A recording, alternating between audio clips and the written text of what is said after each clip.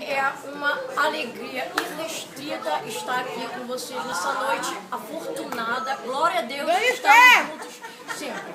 Olha a Thaís imitando a Maria Gabriela. Vai morrer, tem que ser sério. O que eu ia falar? É fortuna, o nome bem tá de graça, né? Que é caro, champanhe, certo? Olha o Murilo. Certo.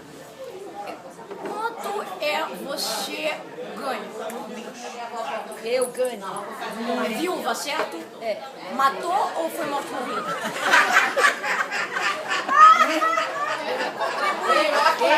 Foi morte, FGTS é a gorda, o FGTS é a herança, é uma coisa, deixa eu é você ver, além de burra, não soube dar um bom.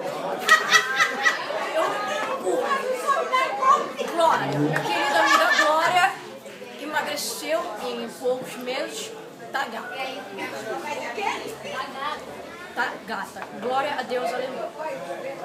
Não vou falar dele. Não vou falar dele. Vou falar de uma pessoa alegre. Vou falar de uma pessoa feliz.